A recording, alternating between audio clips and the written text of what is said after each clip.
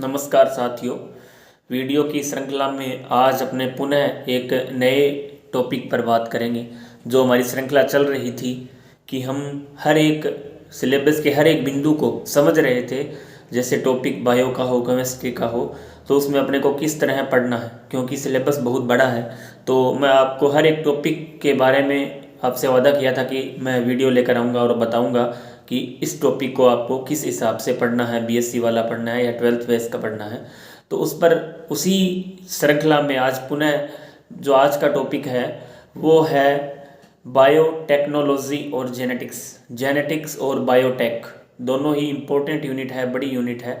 तो इस पर अपने चर्चा करेंगे भी जेनेटिक्स में अपने को क्या पढ़ना है और संभावित प्रश्न जेनेटिक्स और बायोटेक पर मैं लेकर आपको बताऊंगा कि दोनों से कितने प्रश्न पूछे जा सकते हैं। बाकी देखो कन्फर्म तो आरपीएससी को ही पता है भी क्या रहेगा रेशियो, लेकिन पीछे के जो पेपर हैं उनको देखते हुए मैं आपको लगभग आइडिया बता दूंगा कि जेनेटिक्स में प्रश्न यहाँ से उठेगा और बायोटेक में लगभग यहाँ से प्रश्न पूछ सकता है।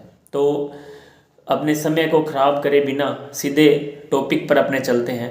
तो मैं आपको बता दूं, सबसे पहले जो जेनेटिक्स का पार्ट है वो अपने आप में बड़ी यूनिट है, तो अपने ऐसे डिसाइड नहीं कर सकते कन्फर्मली कि कहाँ से प्रश्न आएगा, लेकिन लगभग मैं आपको आइडिया बता दूंगा कि इस तरह का प्रश्न यहाँ से बनता है।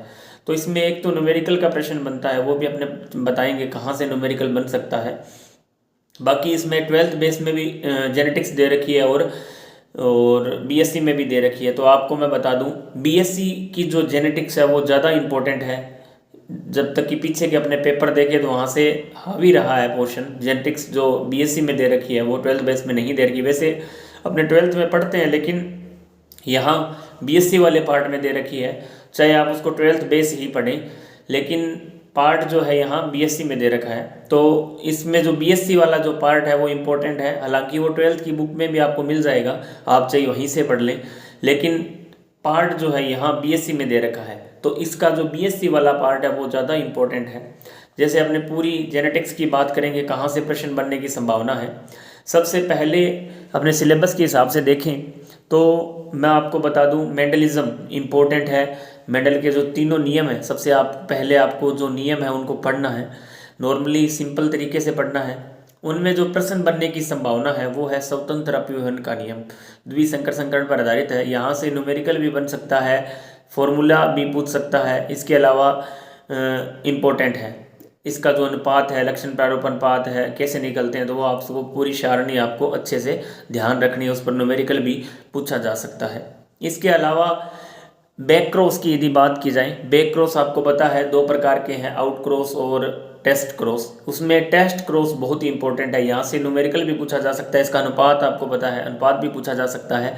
तो टेस्ट क्रॉस अपने आप में बहुत ही इंपॉर्टेंट है। मैं सिलेबस बेस्ड बात कर रहा हूँ जो आपके सिलेबस में दे रखा है।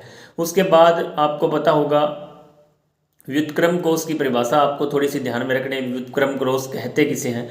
इसके अलावा आपको उसके बाद जो अनन्य क्रियाएं हैं उसमें युग्म विकल्पी जीन अंतर क्रियाएं जिनको बोलते हैं, उसमें आपको अपूर्ण प्रभाविता, पूर्ण प्रभाविता, सप्रभाविता का एग्जाम्पल और उनका केवल और केवल अनुपात आपको ध्यान रखना है। इनका जीन प्रारूप, लक्षण प्रारूप अनुपात क्या होता है। इसके अलावा आपको ज़्यादा डीप में इनको नहीं पढ़ना है।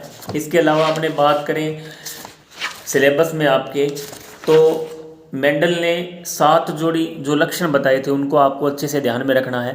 कौन सा लक्षण है, कौन सा नहीं है, ऐसा प्रश्न आ जाता है। निम्न में से कौन सा मेंडल का लक्षण नहीं है। जैसे वो 7 आपको 4 ऑप्शन देगा, पादप की लंबाई, पुष्प की स्थिति, फली की आकृति और फली की लंबाई, इस तरह से ऑप्शन देगा। तो आपको ये ध्यान पता होना चाहिए कि कौन से 7 लक्षण थे वो शामिल है, कौन से नहीं है। इसके अलावा एक संकर संकरण की परिभाषा, उसका अनुपात, द्विसंकर संकरण की परिभाषा और उसका अनुपात, तो आपको ये चीज़ें ध्यान रखनी है। इसके अलावा हम आगे बीएससी वाले पार्ट की बात करें। बीएससी वाले पार्ट में आपको सबसे ज़्यादा जो इम्पोर्टेंट है वो है पहले 12th बेस में जो 3-4 टाइप दे रखे हैं, पूरक जीन है, इसके अलावा डुप्लीकेट जीन है। इनका जो अनुपात है केवल आपको अनुपात ध्यान में रखना है, निकालना आपको नहीं आ रहा है कोई बात नहीं, चल जाएगा, लेकिन इनका अनुपात आपको पता होना चाहिए कि पूरक जीन का अनुपात क्या है। तो आप बता सकते हैं पूरक जीन का अनुपात क्या है, 9:7 है या 15:1 है या 9:3:4 है। इस तरह आपसे सीधा प्रश्न पूछ सकता है। इसके अलावा घातक जीन है एक, इसमें इम्पोर्टेंट परिभाषा है बहुयुग्म विकल्पी आपको ध्यान में रखना है। इसके अलावा प्लियोट्रोपिक जीन है, इसकी भी परिभाषा है, वो भी आपको अच्छे से ध्यान में रखनी है। तो यहाँ से प्रश्न बनने की संभावना है। तो मैंने आपको इसमें पूरक जीन का आपको बता ही दिया। इसके अलावा कोशिका द्रव्य वंशानुगति, जिसे साइटोप्लाज्मिक इनहेरिटेंस बोलते हैं, इम्पोर्टेंट है। इसमें किस कोशिकांग का योगदान है और कैसे संपन्न होते हैं ये आपको पता होना चाहिए। भी कोशिका द्रव्य जो वंशानुगति है, कौन सा कोशिकांग है, इसमें देखो प्रकार दे रखे हैं। मक्का में नरबंध्यता है, मिराबिलस में जो है मक्का में रंजकहीनता की स्थिति है। ये किस किस से संबंधित है ये आपको ध्यान रखना है। तो आपको मैं पॉइंट टू पॉइंट बता रहा हूँ, ये बीएससी वाला पार्ट भी है साथ में। इसके अलावा आनुवंशिकता का जो गुणसूत्रीय सिद्धांत है वो किसने दिया, ये भी आपको ध्यान में रखना है। इसके अलावा सहलगनता जो 12th में भी है, वैसे ये बीएससी वाले पार्ट में दे रखे, बहुत इंपॉर्टेंट। अब जो बातें मैं बता रहा हूँ मोस्ट इंपॉर्टेंट है, यहाँ से प्रश्न 101% आएगा। तो सहलगनता सिद्धांत आपको पता होना चाहिए। सहलगनता की खोज किसने की और किससे की आपको पता होना चाहिए। सहलगनता की खोज बेट्सन और पुनेट ने की थी और लेथाइरस ओडोरेटस नामक पादप में इन्होंने की थी। तो ये भी आपको पता होना चाहिए। इसके अलावा सहलगनता समूह है, इंपॉर्टेंट है। सहलगनता समूह है, लिंकेज ग्रुप जो है वो बनाए गए किस आधार पर है, प्रोकैरियोट में क्या होता है, यूकैरियोट्स में क्या होता है। तो ये आपको पता, प्रोकैरियोट समूह है, सॉरी जो लिंकेज ग्रुप है उसका मतलब यही है कि किसी भी पादप में पाए जाने वाले गुणसूत्रों 2n गुणसूत्र बराबर सहलगन समूह है। जितने जोड़ी गुणसूत्र होंगे सहलगन समूह की संख्या उतनी होगी। जैसे मटर में 14 होते हैं, मतलब 7 जोड़ी हैं तो 7 सहलगन समूह हो गए। मक्का में आपको पता है 10 जोड़ी हैं तो 10 सहलगन समूह हो गए। इसके अलावा अन्य एग्जाम्पल जो आपको ध्यान में रखना है, जैसे चूहे में है 21 जोड़ी है तो 21 सहलगन समूह हो गए, ये आपको ध्यान रखना है। इसके अलावा जीन सहलगनता को प्रभावित करने वाले कारक, इसके बाद जीन विनिमय किसे कहते हैं, इसको प्रभावित करने वाले कारक इंपॉर्टेंट है, तो ये आपको ध्यान रखने हैं। इसके अलावा हम यदि बात करें अब लिंग सहलगनता या लिंग सहलगन रोग जो है वो आपको ध्यान में रखने हैं। पहला एक्स सहलगनता से, जैसे लिंग सहलगनता के प्रकार है एक्स सहलगनता, वाई सहलगनता, एक्स वाई सहलगनता। तो एक्स सहलगनता से संबंधित रोग, वाई सहलगनता से संबंधित रोग इंपॉर्टेंट है, दोनों आपको ध्यान में रखने, पहचान करवा सकता है। तो ये आपको ध्यान में रखने, केवल एग्जाम्पल ध्यान में रखने। इसके अलावा कई बार न्यूमेरिकल पूछ लेता है इसका, तो वो भी आपको पता होना चाहिए। यदि कोई हीमोफिलिक पुरुष है, उसकी शादी सामान्य स्त्री से होती है, तो होने वाली संतान पर क्या प्रभाव पड़ेगा, संतान कैसी होगी, सामान्य होगी, रोगी होगी, वाहक होगी, इस तरह का एक न्यूमेरिकल भी यहाँ से पूछा जाता है। तो आप न्यूमेरिकल भी एक अच्छे से तैयार करके रखें, सिंपल न्यूमेरिकल है, हो जाएगा याद। इसके बाद नेक्स्ट जो बात करें अपने लिंग निर्धारण, सेक्स डिटर्मिनेशन, यहाँ से भी एक प्रश्न पूछता है। लिंग निर्धारण के जो प्रकार बता रखे हैं आपको पता होगा, X X, X Y, X X, X zero, और इसके अलावा एक जो एक्स वाई एक्स एक्स है उसमें नर आपको पता है जेड डब्ल्यू होगा, मादा होगी जो जेड जेड होगी। इस तरह सा, सॉरी जो नर है वो जेड जेड होगा, मादा है जो जेड डब्ल्यू होगी। तो ये भी कई बार पूछ लिया जाता है। पक्षियों में है, मछलियों में है, सरीसृपों में इस प्रकार की व्यवस्था पाई जाती है। इसके अलावा प्रोटेनर पाइप जो टाइप है, प्रोटेनर टाइप, उसमें भी X0 XX है। तो ये भी कई बार पूछ लिया जाता है। फीमेल XX होती है और मेल X0 होता है। तो ये आपको ध्यान में रखना है। तो मुख्य रूप से मैंने आपको जेनेटिक्स का बता दिया। इसके अलावा एक म्यूटेशन का यहाँ से दे रखा है। म्यूटेशन को भी आप थोड़ा सा ज़्यादा डीपली तो नहीं, लेकिन NCERT बेस उसको भी अच्छे से तैयार कर ली। तो कुल मिला के बात ये है, जो मैंने आपको टॉपिक बताए हैं वो बीएससी के जो टॉपिक है, लिंग सहलगनता है, क्रॉसिंग ओवर है, तो ये आपको अच्छे से तैयार करने हैं। ये मुख्य रूप से जेनेटिक्स में है। और 12th वाली जेनेटिक्स में मेंडलिज्म में आपको प्रभाविता, सहप्रभाविता, एक संकर संकरण, द्विसंकर संकरण, द्विसंकर संकरण में मुख्य रूप से स्वतंत्र अपीवन का नियम अच्छे से ध्यान में रखना है। बाकी मैं 24 तारीख से कोशिश करूँगा कि जो प्रश्न है इम्पोर्टेंट उनको लिख के या क्विज के माध्यम से मैं ग्रुप में डालने का प्रयास करूंगा, ताकि आपको थोड़ी आसानी रहे। और एक बात मैं आपको बता रहा हूँ बार बार, फिर भी आप शायद गौर उस बात पर नहीं कर रहे हैं, जो पीछे के पेपर हैं जहाँ NRPSC बायो के कंडक्ट पेपर जो करवा रही है, जो डिपार्टमेंट चाहे शिक्षा का हो या अन्य किसी डिपार्टमेंट में भी बायो का जो पेपर हो रहा है, तो वो पेपर आप साइट से ज़रूर डाउनलोड करें, उससे आपका दिमाग विकसित होगा, आपको पता चलेगा भी आरपीएससी प्रश्न कहाँ से बना रही है। इन चीज़ों को आप गहराई से समझें।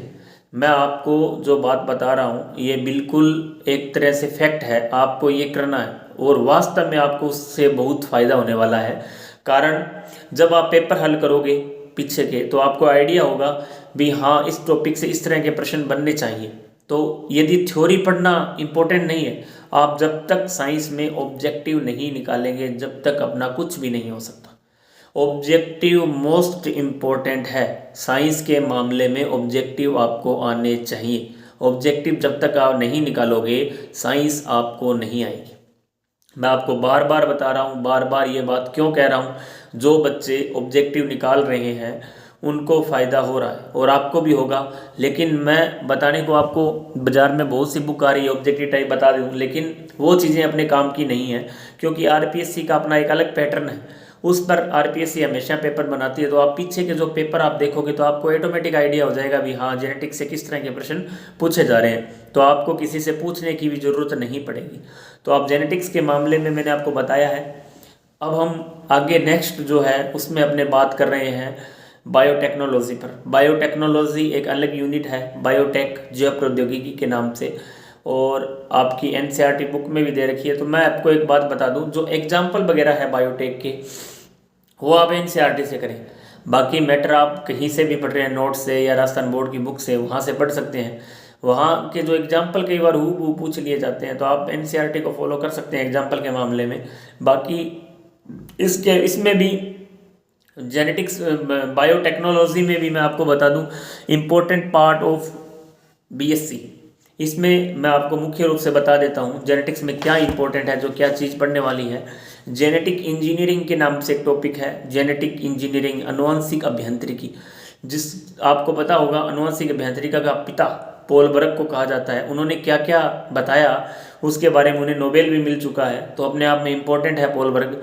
इसके अलावा इसमें जो काम आने वाले टूल्स है आपके सिलेबस में दे रखा होगा, टूल्स ऑफ जेनेटिक इंजीनियरिंग, तो उसमें कौन कौन से टूल जो काम में आते हैं, उपकरण कौन कौन से काम में आते हैं, वो आपको अच्छे से ध्यान में रखना है। एंजाइम है, डीएनए है, वाहक है, वेक्टर्स है, तो ये चीज़ें आपको अच्छे से तैयार करनी है। एंजाइम जो भी हो, इसके अलावा वेक्टर आपको पता है, वो अच्छे से ध्यान में रखने हैं, जो भी एंजाइम काम में आ रहा है। इसके अलावा क्लोनिंग स्थल, क्लोनिंग साइट्स, इसके अलावा प्लाज्मिड, बैक्टीरियोफेज, ये जो वेक्टर है अच्छे से आपको ध्यान में रखने, इनका क्रम वगैरह क्या है, कितने माप के होते हैं, किस तरह काम करते हैं। तो आपको पुनर्योजन डीएनए निर्माण है, रिकॉम्बिनेशन डीएनए टेक्नोलॉजी है, इंपॉर्टेंट है, यहाँ से भी प्रश्न पूछ लेता है। और सबसे इम्पोर्टेंट है जीन स्थानांतरण। आपको पता होगा जीन स्थानांतरण दो प्रकार का होता है, वेक्टर मीडिएटेड और इनडायरेक्ट जीन स्थानांतरण। डायरेक्ट जीन स्थानांतरण और इनडायरेक्ट जीन स्थानांतरण, वेक्टर मीडिएटेड होगा और एक इनडायरेक्ट होगा, वेक्टर मीडिएटेड और इनडायरेक्ट, तो ये आपको अच्छे से ध्यान में रखना है। इसके अलावा जो वेक्टर रहित है या जिनको डायरेक्ट वेक्टरलेस बोल सकते हैं, तो वो भी आपको ध्यान में रखना है कि जिसमें वेक्टर की आवश्यकता नहीं होती, वह जीन स्थानांतरण कैसे होता है। तो ये विधियां हैं कुछ, वो आपको विधियां देखनी है, और वेक्टर के माध्यम से यदि हो रहा है वो भी आपको पता होना चाहिए। वेक्टर के माध्यम से कौन कौन से टीआई प्लाज्मिड है, जैसे आपने एग्जाम्पल पढ़ा होगा, तो वो इस तरह आपको अच्छे से ध्यान रखना है। इसके अलावा importance of application genetic engineering, अनुवांशिक अभियांत्रिकी के जो उपयोग हैं, अनुप्रयोग हैं, वो आपको अच्छे से पता होना चाहिए किस किस में काम में आती है। जीन थेरेपी में है, ट्रांसजेनिक पादप है, तो यहाँ इसका उपयोग है, वैक्सीन वगैरह का निर्माण है वहाँ भी इसका उपयोग होता है, तो वो आपको अच्छे से ध्यान में रखना है। तो ये जेनेटिक इंजीनियरिंग है। इसके अलावा पीसीआर बहुत इंपॉर्टेंट है अपने आप में। इसके अलावा डीएनए फिंगरप्रिंटिंग इंपॉर्टेंट टॉपिक है, ये भी आपको अच्छे से तैयार करना है। वो मैं इंपॉर्टेंट चीज़ें वो आपको बता रहा हूँ, लगभग प्रश्न यहाँ से आ जाएगा, तो मैंने 3-4 टॉपिक आपको बताए हैं। इसके अलावा क्लोनिंग है, तो ये 3-4 चीज़ें आपको अच्छे से तैयार करनी है बायोटेक में, तो आप आराम से लगभग देखो संभावित प्रश्नों की अपने बात करें, वैसे पहले निर्धारण नहीं कर सकते, लेकिन मैं पीछे के जो भी आपको रणनीति बता रहा हूँ, मेरी खुद की स्ट्रेटेजी है ये, जो मैंने तैयारी की उस हिसाब से, और जो अभी वर्तमान में 20 में, 19 में, 21 में जो पेपर हुए हैं उनको मैं देखते हुए हर एक वीडियो में से पहले मैं जेनेटिक्स और बायोटेक के पेपर देखता हूँ भाई बायोटेक किस तरह की पूछ रहा है, तो उसी हिसाब से मैं आपको बता रहा हूँ। इन टॉपिक पर अगले ने बहुत ज़्यादा फोकस किया है और लगभग आने वाले समय में भी आप मानकर चलें यहीं से प्रश्न उठने की संभावना है। तो आप इन टॉपिक्स को अच्छे से पढ़ें, जो मैंने वीडियो में बताया कि टॉपिक का नाम लिया है उस टॉपिक को आप अच्छे से पढ़ें। पढ़ने के बाद पीछे के पेपर हल करें, ऑब्जेक्टिव निकालें, तो आप मान कर चलें 101% आपका अचीवमेंट जो होगा 101% होगा। कारण देखो, संभावना बायोटेक और जेनेटिक्स बड़ी यूनिट है, कई बार एग्जामिनर का पता नहीं है, हो सकता है 10% तक यहाँ से बना ले और ना बनाए तो 2-3 ही ना बनाए। तो लगभग संभावनाएं है 4-5% आप जेनेटिक्स और जो इससे बायोटेक से मान सकते हैं। तो दोनों बड़ी यूनिट है, इसीलिए मैंने दोनों यूनिटों को एक साथ लिया है अपने आप। जैसे मैंने प्लांट फिजियोलॉजी के बारे में बताया तो बड़ी यूनिट थी वो। तो इसी तरह जेनेटिक इंजीनियरिंग जो बायोटेक और जेनेटिक्स है, ये आप प्लांट फिजियोलॉजी के बराबर मान सकते हैं, 3 बड़ी यूनिटें हैं। तो बॉटनी के लिहाज से लगभग पेपर बॉटनी का जो है यहीं से बनता है, तीनों यूनिट से लगभग मानकर चलो आप। इसके अलावा एक यूनिट बचती है प्लांट टेक्सोनोमी, जिसमें ब्रायोफाइट टेरिडोफाइट, उसका भी मैंने आपको बता दिया था लगभग संभावना प्रश्नों की। तो इन यूनिट्स को आप यदि कवर कर लेते हैं तो एक बड़ा पार्ट बायो का आपके अंडर में आ जाता है। बड़ा पार्ट जैसे सेल बायोलॉजी इसके बाद रहती है छोटी बड़ी यूनिट्स में। तो ये यदि 4-5 यूनिट आप कर लेते हो, बायोटेक्नोलॉजी, जेनेटिक्स, प्लांट एनाटॉमी और प्लांट फिजियोलॉजी, मुख्य रूप से ये। इसके अलावा सेल बायोलॉजी में मैंने आपको बता ही दिया और अर्धसूत्री विभाजन का मैंने बताया था। लगभग ये आपके मानकर चलो 50-60% तक सिलेबस जो है कवर कर लेती है। तो इनको आपको पढ़ना है। आप जो भी बुक पढ़ रहे हो ठीक है, अब आप नई बुक ना लें, जो नोट्स जो भी पढ़ रहे हो, लेकिन वैसे उनके ऑब्जेक्टिव आप निकाल लें। ऑब्जेक्टिव मैं कोशिश करूंगा ग्रुप में डालने का प्रयास करूंगा, जैसे मेरे को समय मिलेगा तो एक लंबी श्रृंखला हम चलाएंगे, पीछे जो बचा हुआ 1 महीना है। और आप मानकर चलें आज 22 तारीख है, तो लगभग पूरा 1 महीना 30 दिन बचे हैं। इसमें आपको सिलेबस को अच्छे से कवर करना है और जल्दबाजी नहीं करनी है, धैर्य रखना है। बिल्कुल धैर्य के साथ आप तैयारी कीजिए। और समय बहुत है, कम नहीं है समय, बहुत ज़्यादा समय है। आप अच्छे से सिलेबस को कवर करने का प्रयास करें। और कोई भी समस्या यदि आ रही है, मान लो आपको लग रहा है ये टॉपिक नहीं हो रहा है, बहुत ज़्यादा हार्ड है, तो उसको छोड़ दो। कोई ज़रूरी नहीं है आपको पूरे सभी टॉपिक करना, लेकिन जो आपका टॉपिक अच्छा है, आपको लग रहा है मेरी इस पर कमांड है, उसको बस आप अच्छे से करें। कोई भी सब्जेक्ट में कोई टॉपिक में आपको ऐसा लग रहा है अभी नहीं हो रहा, तो आप उसको छोड़ दें। उसके साथ ज़्यादा टाइम बर्बाद अपने को नहीं करना है, समय खराब नहीं करना है, समय की कीमत बहुत ज़्यादा है। आप केवल और केवल जो चीज़ें आपको आ रही हैं, हमें करना क्या है, 50% स्कोर करना है। तो 50% स्कोर तो हम कैसे भी कर सकते हैं, आराम से कर सकते हैं। यदि आपको आधा सिलेबस भी आ रहा है तो भी कोई दिक्कत वाली बात नहीं है। तो आप बिना समय गंवाए जो मैं रणनीति आपको बता रहा हूँ उसी हिसाब से आप फॉलो करते रहें, वीडियो देखते रहें। और जो पीछे टॉपिक बताए उनका वीडियो देखें, आज जो मैंने बताया है कल इसको आप देखें इस हिसाब से। यदि आपने इस हिसाब से कर रखा है तो ठीक है, यदि नहीं कर रखा है तो मैंने जिन चीज़ों पर फोकस किया है उनको आप थोड़ा सा अच्छे से कर लें। जैसा मेरे को समय मिल रहा है मैं आपकी हेल्प कर रहा हूँ, और आने वाले समय में भी कोशिश करूँगा कि जैसे मेरे को समय मिलेगा मैं एक वीडियो और डाल दूँगा, कल तक परसों तक जैसे भी मुझे समय मिलेगा। तो आप जुड़े रहिए और जो मैं आपको बता रहा हूँ उसके हिसाब से आप तैयारी जारी रखें, 101% सिलेक्शन होगा। मिलते हैं फिर आगामी वीडियो के साथ, जब तक के लिए जय हिंद जय भारत।